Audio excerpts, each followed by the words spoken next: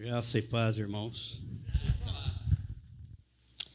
Vamos abrir as nossas Bíblias no livro do profeta Isaías, capítulo 43, versículos 11 ao 13. 11 ao 13. Eu sou o Senhor, e fora de mim não há Salvador. Eu anunciei salvação, realizei-a e a fiz ouvir. Deus estranho não houve entre vós, pois vós sois as minhas testemunhas, diz o Senhor. Eu sou Deus.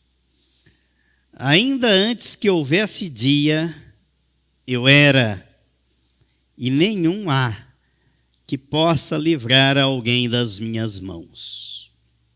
Agindo eu, quem o impedirá? Pai Santo, que o teu Espírito fale aos nossos corações e nos revele o que está além da mera letra, para a nossa edificação e para que assim glorifiquemos o teu nome, em nome de Jesus. Amém. Eu já tinha feito o esboço da reflexão desse texto, cujo tema não pode ser outro, além do que o próprio texto está nos dizendo.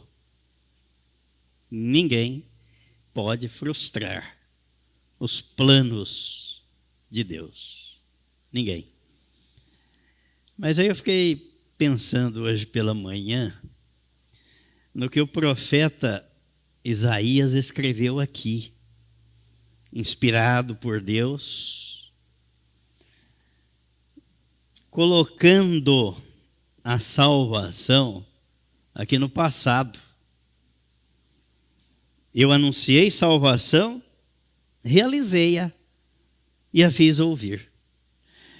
Quando ela ainda não tinha sido consumada na cruz. Porque Isaías escreveu 740 anos antes do nascimento de Jesus. Antes dele nascer. E Deus está dizendo ao profeta, eu realizei a salvação. Eu anunciei. O capítulo 53 deste mesmo livro de Isaías, nós vemos o profeta falando precisamente, narrando, descrevendo acerca desta salvação e do Salvador. Ele diz, quem creu em nossa pregação, capítulo 53, e a quem foi revelado o braço do Senhor, porque foi subindo como renovo perante ele, e como raiz de uma terra seca, não tinha aparência, nem formosura. Olhámo-lo, mas nenhuma beleza havia que nos agradasse. Aí a humanidade fez um retrato, uma foto de Jesus, com a pele clarinha, olho azul, cabelo loiro, comprido. E a Bíblia está dizendo, olha, ele não tinha nenhuma beleza que nos agradasse. Era desprezado e o mais rejeitado entre os homens, homem de dores e que sabe o que é padecer. E como um de quem os homens escondem o rosto, era desprezado e dele não fizemos caso. Certamente ele tomou sobre si as nossas enfermidades e as nossas dores levou sobre si. E nós o reputávamos por aflito, ferido de Deus e oprimido. Mas ele foi traspassado pelas nossas transgressões e moído pelas nossas iniquidades. O castigo que nos traz a paz estava sobre ele, e pelas suas pisaduras fomos sarados. Todos nós andávamos desgarrados como ovelhas, cada um se desviava pelo caminho, mas o Senhor fez cair sobre ele a iniquidade de nós, todos. Ele foi oprimido e humilhado, mas não abriu a boca. Como cordeiro foi levado ao matadouro, e como ovelha muda perante os seus tosquiadores, ele não abriu a boca. Por juízo o opressor foi arrebatado, e de sua linhagem, quem dela cogitou? Porquanto foi cortado da terra dos viventes, por causa da transgressão do meu povo, foi ele ferido. Designaram-lhe a sepultura com os perversos, mas com o rico esteve na sua morte. Posto que nunca fez injustiça, nem dolo algum se achou em sua boca. Todavia, o Senhor agradou moê-lo, fazendo-o enfermar. Quando der ele a sua alma como oferta pelo pecado, verá a sua posteridade e prolongará os seus dias, e a vontade do Senhor prosperará nas suas mãos. Ele verá o fruto do penoso trabalho de sua alma e ficará satisfeito. O meu servo, o justo, com o seu conhecimento justificará a muitos, porque as iniquidades deles levará sobre si. Por isso eu lhe darei muitos como a sua parte, e com os poderosos repartirá ele o despojo, porquanto derramou a sua alma na morte. Foi contado com os transgressores. Contudo, levou sobre si o pecado de muitos, e pelos transgressores intercedeu.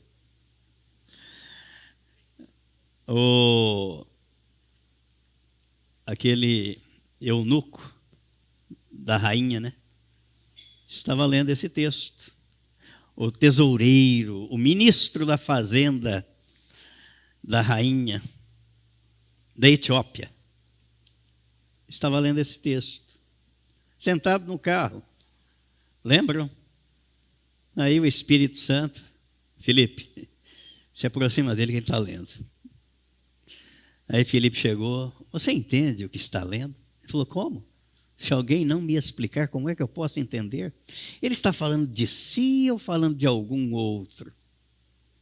Aí Felipe esclareceu o assunto, os dois caminharam, aquele homem viu água, ali tem água. O que me impede de ser batizado? Felipe desceu do carro, ambos desceram, Felipe batizou aquele homem e foi arrebatado pelo Espírito Santo. E o homem saiu feliz, feliz. Isaías descreve um fato no passado, quando ele iria ocorrer, se materializar, 740 anos depois. Lembram do que nós falamos quarta-feira? Lembram? Quarta. Alguém lembra de alguma coisinha que nós falamos quarta-feira à noite? Vejam a beleza da palavra de Deus. Na primeira carta escrita por Pedro, capítulo 1, ele diz aqui no versículo 18, sabendo que não foi mediante coisas corruptíveis, como prata ou ouro, que fostes resgatados do vosso fútil procedimento que vossos pais vos legaram, mas pelo precioso sangue, como de cordeiro, sem defeito e sem mácula, o sangue de Cristo, conhecido com efeito antes da fundação do mundo, porém manifestado no fim dos tempos, por amor de vós, que por meio dele tendes fé em Deus, o qual o ressuscitou dentre os mortos e lhe deu glória, de sorte que a vossa fé e esperança estejam em Deus. O versículo 20, conhecido com efeito antes da fundação do mundo. Então, dentro do plano divino, antes de fundar o mundo, fincar os alicerces do mundo, do universo, Deus já havia sacrificado o Cordeiro, porque ele sabia que o pecado entraria no mundo, que a rebelião começaria no céu, que o seu anjo da guarda se rebelaria contra ele e disseminaria isso pela terra. E Deus sabia que o homem, aquele que ele criou segundo a sua imagem e a sua semelhança, daria ouvidos à voz do diabo e não à voz dele. Então ele já tinha providenciado o remédio, o soro para combater o veneno chamado pecado, o sangue de Cristo. Então o Cordeiro foi imolado antes da fundação do mundo. Por isso que Deus está dizendo aqui através do profeta Isaías: eu anunciei salvação e realizei-a. E esse texto aqui da carta de Pedro, nesse mesmo capítulo, quando nós olhamos aqui para o versículo 10, foi a respeito desta salvação que os profetas indagaram. Profetas, Antigo Testamento. Jesus não tinha sido sacrificado fisicamente em Jerusalém, mas já havia sido sacrificado na eternidade, antes da fundação do mundo. Dá para acompanhar ou embaralha os neurônios? Os profetas indagaram e inquiriram, os quais profetizaram acerca da graça a vós outros destinada, investigando atentamente qual a ocasião ou quais as circunstâncias oportunas indicadas pelo Espírito de Cristo, o Espírito Santo, que neles estava, ao dar de antemão testemunho sobre os sofrimentos referentes a Cristo e sobre as glórias que os seguiriam. A eles foi revelado que não para si mesmos, mas para vós outros. E a gente vai linkando os textos bíblicos. Não para eles, estavam no Antigo Testamento, os profetas, mas para vós outros. Aí vem o autor da carta aos Hebreus, no capítulo 11, destila lá os heróis da fé, os chamados heróis da fé. Aqueles que caminharam e viveram crendo, mas não viram a concretização da promessa, mas creram, caminharam crendo. Por isso que eu gosto sempre de pensar assim: a diferença entre nós e eles, da nova para a antiga aliança, eles caminharam crendo que ele viria. Nós cremos que ele veio. Mas a salvação é para todos, desde Adão, no jardim do Éden, até a última pessoa que vai nascer neste planeta. Vos foram anunciadas aqueles que pelo Espírito Santo enviado do céu vos pregaram o Evangelho, coisas estas que anjos anelam, desejam perscrutar. Deus já realizou, nós falamos sobre isso na quarta, né? Deus já fez, Ele não vai fazer, Ele já fez. Ele nos capacitou, nos dotou de uma capacidade que Ele não deu aos animais irracionais, só ao ser humano. Inteligência, sabedoria, conhecimento, para que andemos e executemos as boas obras que Ele preparou. E ele já preparou. Ele não vai preparar. Vamos ver se o fulano vai ficar bonzinho, melhorzinho, e vou fazer algumas coisas aí para ele. Não, ele já fez. Ele já preparou. E colocou diante de nós, execute. Aí nós vamos orar. Oh, Senhor, faça isso, faça aquilo. Ele já fez. Execute. Creia. Realize. Porque ele já fez. Ele já preparou. Então a nossa reflexão é exatamente em cima desse tema. Ninguém pode frustrar os planos de Deus. Especificamente em relação a Jesus, os profetas caminharam, viveram crendo e anunciando que ele viria. Aí ele veio, ele nasceu. O que é que o rei Herodes fez quando soube do nascimento dele? Vai ameaçar o meu trono, o meu reino. Vou mandar matar.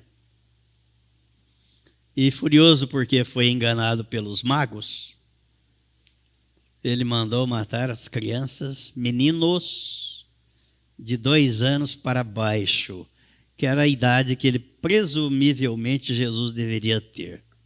Mandou matar as crianças. Meninos. Mas Jesus não foi morto. Pela providência divina, Deus falou: José, pega o menino e sai daí, porque Herodes quer matá-lo. As pessoas fazem as coisas e ignoram que Deus está vendo, que Deus sabe. Você pode não saber, mas Deus sabe. O que as pessoas fazem, pensam, tremam, o que você está pensando, Ele sabe. Então não mataram Jesus. O diabo levou Jesus lá no pináculo do templo. Ó, tá vendo tudo isso aqui, ó? Tudo isso aqui é meu. Te dou tudo. Quero uma coisa só, que você me adore. Pula daqui lá embaixo, você é o filho de Deus, pula. Aos teus anjos você dará, está escrito, dará as ordens para que não te aconteça nenhum mal, para que eles te sustenham. O diabo tentou matar Jesus, não conseguiu. Por isso que Jesus disse: olha, a minha hora não é chegada. E quando chegou a hora, o momento, ele foi à cruz. Não foi antes e não foi depois. Foi na hora que Deus havia determinado.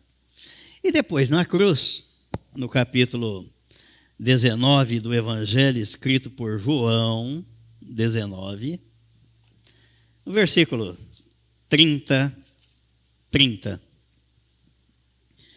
Quando, pois, Jesus tomou o vinagre, disse: está consumado. E, inclinando a cabeça, rendeu o Espírito. A obra está concluída. O Senhor me confiou, eu vim, fui à cruz atrair meu corpo, a raça humana pecadora, para trocar aquela natureza que o diabo implantou no jardim do Éden. Está consumado.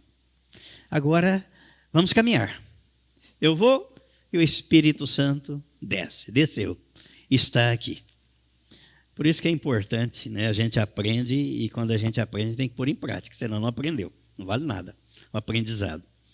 É importante saudar realmente o Espírito Santo, porque é Ele que está aqui hoje, é o ministério dEle.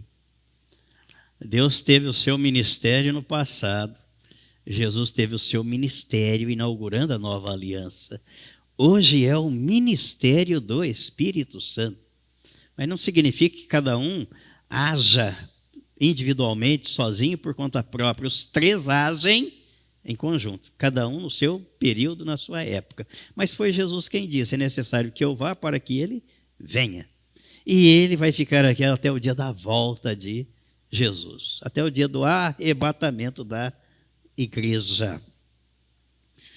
Nada pode mudar ou tirar alguma coisa dos planos de Deus. Nada. Ainda que trabalhemos em vão, contra os propósitos dele. As intenções e os planos dele não serão frustrados. Ele vai fazer o que ele quer fazer, ainda que alguém trabalhe contra. Porque ele é, o que ele está dizendo aqui? Versículo 11 de Isaías 43, eu sou o Senhor. Eu. O final do versículo 12, eu sou Deus. Tenho pena de quem se levanta contra Deus e trabalha contra Deus. Não deveria ter, porque é uma escolha que a pessoa faz. Mas ela faz sem perceber no que ela está fazendo. E vai pagar caro, não tenha dúvida. Vamos ver os exemplos bíblicos, como é que Deus age. E mesmo as pessoas trabalhando contra, Herodes trabalhou contra, não conseguiu. Tentou matar Jesus, não conseguiu. Vamos ver o exemplo, os 10 irmãos mais velhos de José. Pensaram que quando venderam José como escravo, eles haviam abortado o plano de Deus de fazer José um governante. Bom, liquidamos, aniquilamos, não vai dar certo. Conseguimos o nosso objetivo. Mas o esquema deles contribuiu para que Deus realizasse o seu plano. Gênesis, capítulo 45. Gênesis, capítulo 45.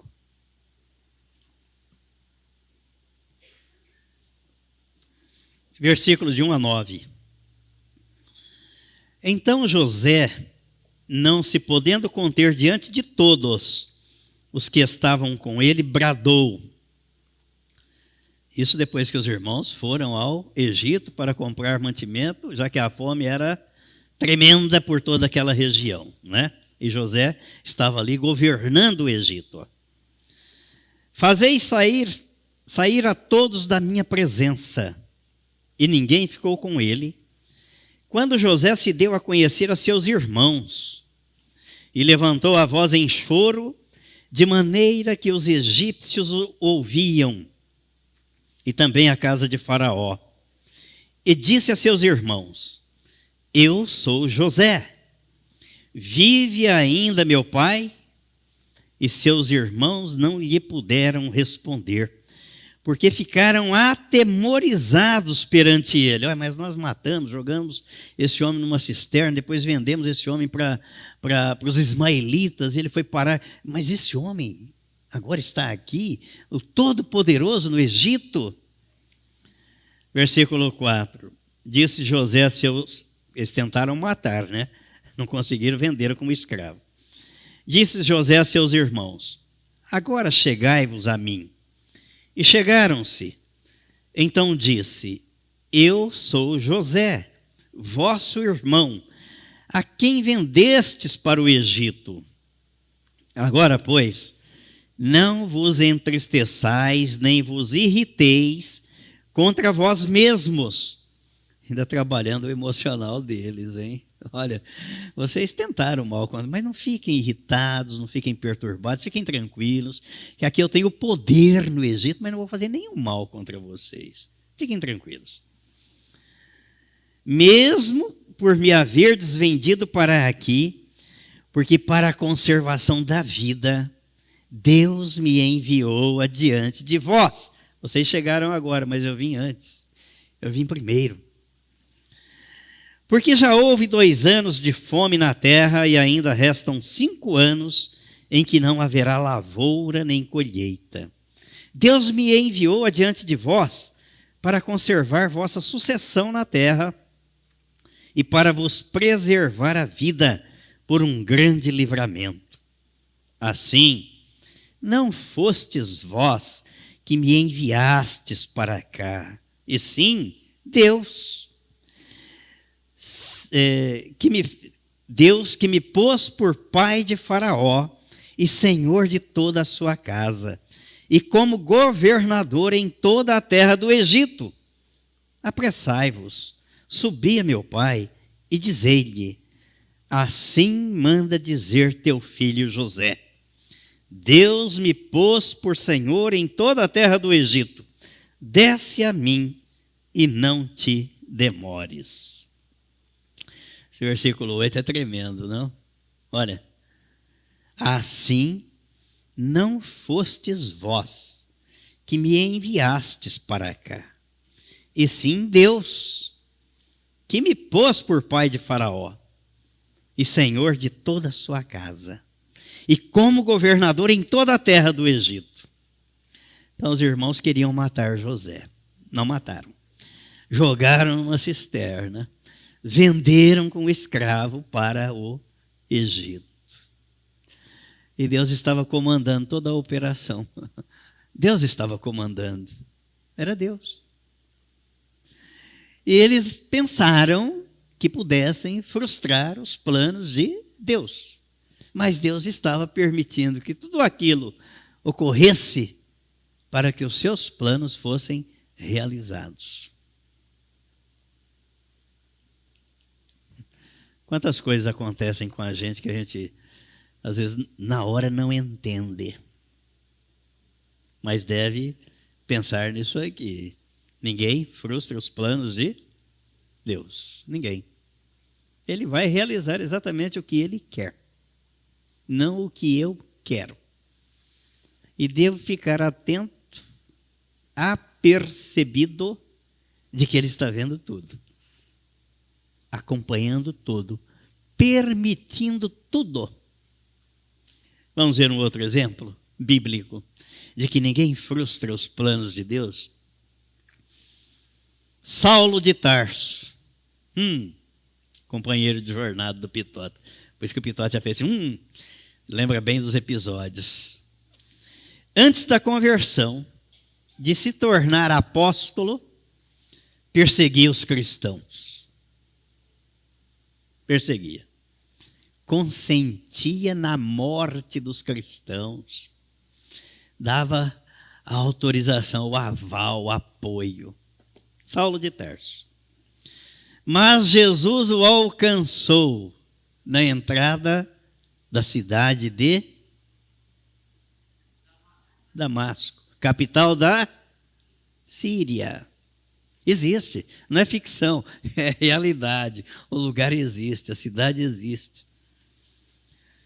Dali em diante ele passou a fazer exatamente o contrário do que fazia.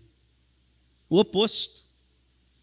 Ao invés de perseguir os cristãos, ele passou a pregar o evangelho das insondáveis riquezas de Deus.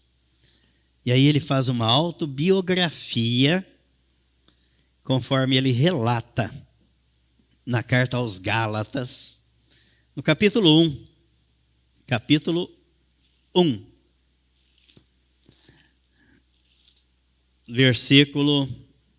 A partir do versículo 10. Vamos ver a autobiografia que ele faz. Gálatas capítulo 1. A partir do versículo 10. Porventura, procuro eu agora o favor dos homens ou o de Deus? Irmãos, vou fazer uma pausa aqui. Preste atenção numa coisa. Com quem você deve estar bem? A quem você deve obediência? A quem você deve agradar e perguntar se está contente com você? Há muita gente que gosta de fazer média para ficar bem com as pessoas. Ficar bem.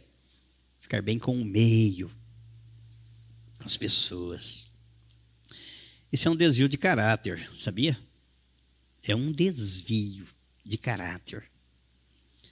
A pessoa se anula para agradar o outro, para ficar bem com o outro, para receber a aprovação do outro. Desvio de caráter. Preste atenção nisso, isso é sério. Por que vocês acham que existem tantos problemas no nosso meio e as pessoas carregam tantos problemas nas suas emoções? E não sabem disso. Isso não é ensinado na igreja. Isso não é passado pela liderança da igreja. E quando se trata desses assuntos, isso não tem nada a ver com a Bíblia. Tem tudo a ver com a Bíblia. Olha aqui. Procuro eu agora o favor dos homens ou de Deus? Procuro agradar a homens? E quanta gente que quer agradar as pessoas. Como se diz aí na gíria, aí na expressão popular, quer ficar bem na fita. Fazendo média. Faço média aqui, média ali, fico bem lá. Eu quero estar bem com Deus. Eu não quero saber o que as pessoas pensam ou falam de mim. Eu não quero, não me interessa. E muitos aqui são testemunhas. Pastor, não me conte que eu não quero saber. Não quero, não me interessa. Não tenho curiosidade alguma de saber o que estão falando de mim ou o que pensam de mim. Eu quero saber o que Deus pensa. Como o apóstolo Paulo disse a Timóteo, procura apresentar-te aprovado diante de Deus, não é diante dos homens. Eu não quero a aprovação dos homens, eu quero a aprovação de Deus. Quero saber se eu agrado ao meu Senhor. Eu não vou me anular para fazer o que as pessoas gostariam que eu fizesse, para ser quem as pessoas gostariam que eu fosse. Até porque essa pessoa não existe. A pessoa ideal que nós idealizamos não existe. Daí as frustrações e as decepções no meio. O fulano me decepcionou mesmo. Ele não é o que você pensava. Ele não é o que você idealizava. O ideal não existe, só aqui. O que existe é a realidade. Então o apóstolo Paulo começa já essa largada, não é? Eu procuro o favor dos homens ou de Deus? Ou procuro agradar a homens? Se agradasse ainda a homens, não seria servo de Cristo. De duas uma. Ou eu fico bem com os homens, ou eu fico bem com Deus. E eu prefiro ficar bem com Deus, porque é para Ele que eu vou prestar as minhas contas, apresentar as minhas contas. Vou me apresentar diante dEle, não diante dos homens. Faço-vos, porém, saber, irmãos, que o evangelho por mim anunciado não é segundo o homem. Ele não aprendeu na faculdade de teologia. A faculdade de teologia dele foi os 3 anos que ele passou no deserto da Arábia, sendo instruído diretamente por Jesus. Não foi na faculdade de teologia da igreja A, B, C ou D. Porque eu não recebi, nem o aprendi de homem algum, mas mediante revelação de Jesus Cristo. Aí Jesus foi ensinando para ele. Por isso que ele chega à igreja de Corinto, quando escreve à igreja de Corinto, e diz, porque o que eu recebi do Senhor, também vos entreguei. Ele não estava lá na noite da ceia, mas Jesus disse a ele como deveria ser celebrada a ceia. Paulo, você vai instruir a igreja, deve ser assim. Porque ouvistes qual foi o meu proceder outrora, o versículo 13. No judaísmo, como sobremaneira perseguia eu a igreja de Deus e a devastava. Perseguidor. Saulo de Tarso. E na minha nação, quanto ao judaísmo, avantajava-me a muitos da minha idade, sendo extremamente zeloso das tradições de meus pais. Não tinha ninguém melhor do que ele. Disparadamente ele despontava à frente dos outros. Zeloso. Mas totalmente equivocado. E Deus permitia tudo aquilo. Percebe? Deus estava permitindo tudo aquilo. Que ele fosse o homem que foi, fizesse o que fez. Deus estava permitindo. Treinando o seu caráter. Preparando-o, forjando-o para ser o apóstolo que ele foi. Versículo 15. Quando, porém, dá para perceber a mudança de status. Fiz tudo isso. Era assim, fui assim. Quando, porém, ao que me separou antes de eu nascer e me chamou pela sua graça, aprouve revelar seu Filho em mim, para que eu o pregasse entre os gentios, sem detença. Não consultei carne e sangue. Oh, espera aí. Parece que eu estou recebendo uma revelação, estou tendo um entendimento da palavra. Deixa eu perguntar para o fulano, para o Beltrano, se é assim mesmo. Ele não fez isso. Ele não fez isso. Ele disse, olha, quando foi da vontade de Deus, do propósito de Deus, revelar o seu Filho em mim, para que eu pregasse, eu não consultei ninguém. E não fui perguntar para ninguém se era assim, se era isso mesmo, se eu estava certo, se eu havia entendido corretamente. Nós precisamos desse tipo de conduta, de postura na vida. Estou certo que Deus é o Senhor, que Ele vê tudo, que Ele comanda tudo. Nada passa despercebido aos seus olhos. Não posso fazer as coisas ignorando que Deus não esteja vendo. Ele está vendo. E que não haverá consequências. Haverá. Eu quero agradar ao meu Senhor. Não quero fazer média com ninguém, ficar bem na fita, nos holofotes. Não. Eu quero saber se Ele está contente comigo. É isso que me interessa. Porque ninguém pode frustrar os planos dele. Não são meus os planos, são dele. Eu só estou executando as boas obras que ele colocou diante de mim. E devo perguntar para ele, estou indo bem? O senhor está aprovando? O senhor está de acordo? Aí ele diz no versículo 17, nem subi a Jerusalém para os que já eram apóstolos antes de mim, mas parti para as regiões da Arábia e voltei outra vez para Damasco. Então agora ele recebeu de Jesus um dom de apóstolo, que é dom. Na Efésios 4, ele escreve dizendo que ser apóstolo é um dom que foi dado por Jesus. Jesus escolheu os 12, foi o traidor, Judas Iscariotes. A igreja reuniu em concílio, elegeu Matias como apóstolo. Matias desapareceu, a Bíblia não fala nada dele. Aí Jesus vem, Saulo, vem cá. Olha, antes de você nascer, eu já tinha consagrado você no ventre da sua mãe. Assim como ele fez com Jeremias, né? O relato do profeta Jeremias, antes de nascer. Então você vai ser meu apóstolo, você vai levar meu nome perante reis e gentios de toda a terra, e você vai aprender o que significa sofrer por causa do meu nome. Poderia perguntar, Senhor, por que o Senhor permitiu então que eu fizesse tudo o que eu fiz? Perseguisse a igreja, os cristãos, consentisse na morte deles. Quando Estevão foi apedrejado, eu estava lá e autorizei, concordando com o apedrejamento dele. Caberia a pergunta, não é? Aí, o que é que Deus fez com este homem aqui? Na segunda carta aos Coríntios, no capítulo 12.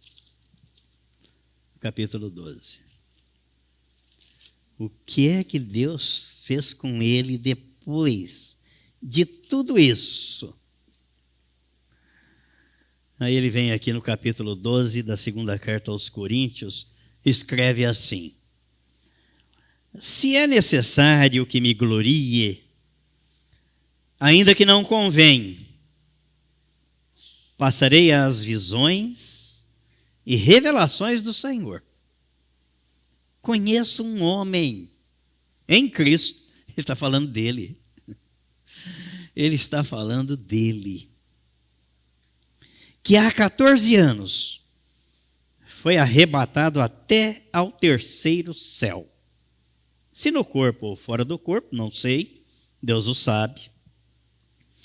E sei que o tal homem, se no corpo ou fora do corpo, não sei, Deus o sabe, foi arrebatado ao paraíso e ouviu palavras inefáveis, as quais não é lícito ao homem referir.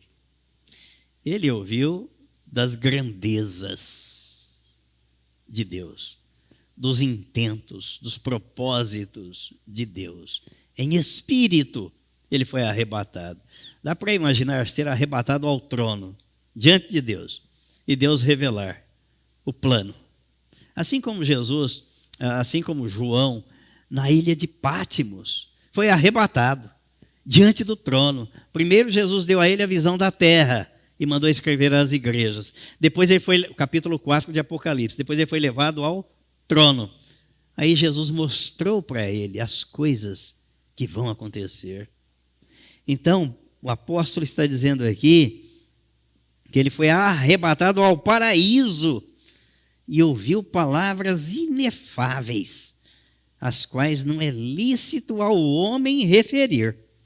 De tal coisa me gloriarei, não, porém, de mim mesmo, salvo nas minhas fraquezas.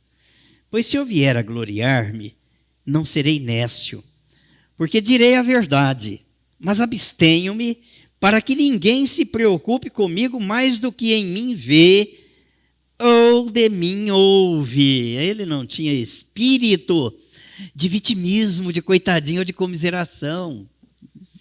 Ai, Paulo, você está sofrendo, você é um coitado, né, Paulo? Puxa vida, estamos com dó de você, com pena, tanto sofrimento, você não merecia isso. Ou então, olha, vocês estão vendo o meu sofrimento, o tamanho do meu sofrimento. Sabe quem tem esse tipo de postura, de conduta? Um psicopata neurótico. Ele tem esse tipo de conduta. Passar a impressão para os outros que ele é um coitado, ele é vítima. E todo mundo é culpado. Psicopatia, traço de personalidade, de caráter. Isso é um problema sério. E há muito psicopata no nosso meio. Há muita gente assim. Vê ele e não vê mais ninguém. Não tem empatia por ninguém. Não quer saber do sofrimento de ninguém, porque o dele é maior. Vitimismo. Autocomiseração. É um narcisista de primeira linha. Não importa ninguém, importa ele. Mas não foi assim com o apóstolo Paulo. Mas o que é que Deus fez com ele? Olha o versículo 7. E para que não me ensoberbecesse, não me engrandecesse, com a grandeza das revelações, foi-me posto um espinho na carne.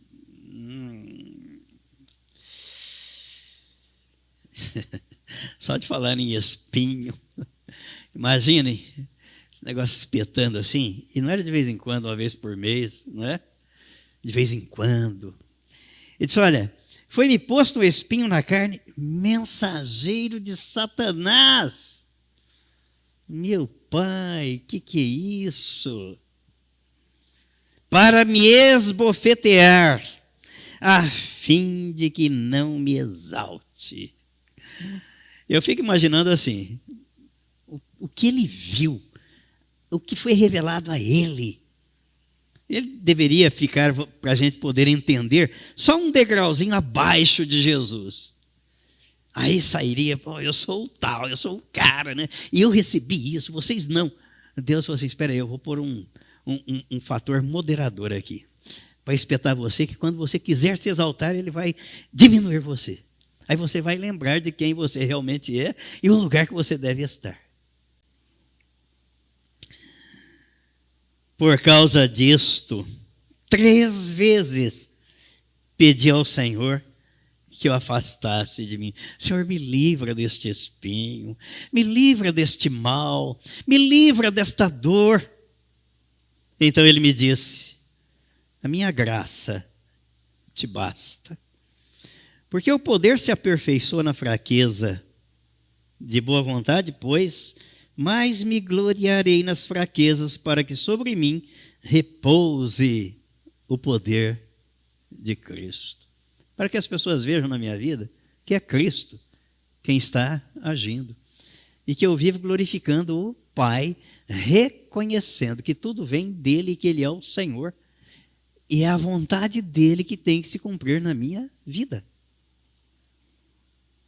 Pelo que sinto prazer nas fraquezas, nas injúrias, nas necessidades, nas perseguições, nas angústias, por amor de Cristo.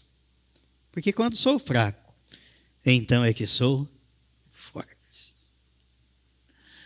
Ninguém pode frustrar os planos de Deus. Saulo, você viveu do judaísmo, um exemplo, um modelo de religioso. Mas não é isso que eu tenho para a sua vida. Você vai ser meu apóstolo. Você vai levar a mensagem do Evangelho.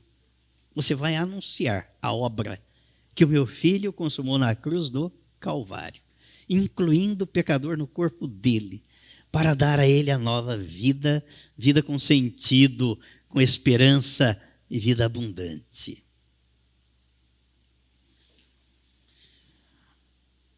Saulo de Tarso, depois de receber o dom de apóstolo, Deus pôs nele um espinho na carne, mensageiro de Satanás, para o esbofeteá-lo dia e noite, a fim de que ele não se orgulhasse, não se ensoberbecesse.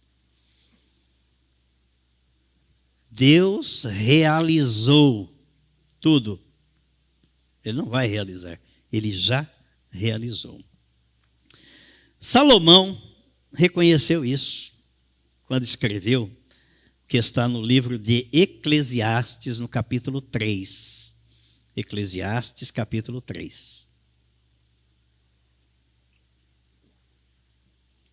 Versículos 14 e 15. Sei que tudo quanto Deus faz durará eternamente.